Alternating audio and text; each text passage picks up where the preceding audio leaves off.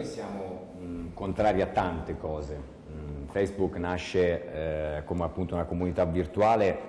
Il gruppo in particolare sì, certo, su quello che è il disegno di legge. Ora, prima si è parlato di, sentivo prima appunto cose che secondo me con il disegno di legge non hanno niente a che fare. Nemmeno quelle che avete scritto nel gruppo. 8 decimi? Parliamone.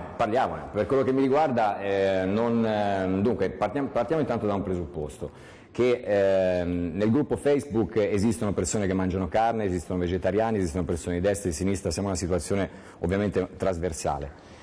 Quello che a noi perprime molto è il porto d'armi a 16 anni, è una delle cose contro le quali noi comunque ovviamente siamo, insieme a tutte le altre, però io porterei più l'attenzione proprio su questo, cioè su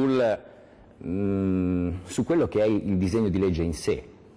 Parlo degli zimbelli, parlo delle specie protette, parlo... Non ci sono le specie protette.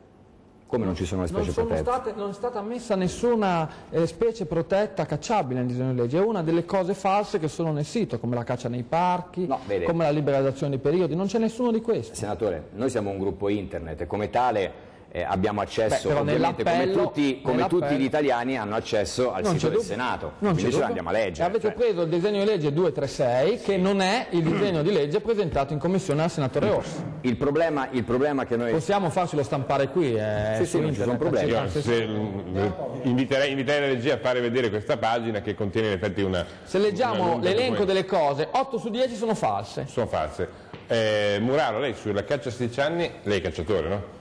No, io non sparo agli animali, non mangio selvaggina e normalmente mangio carne una volta ogni 10 giorni, ogni 10-12 giorni.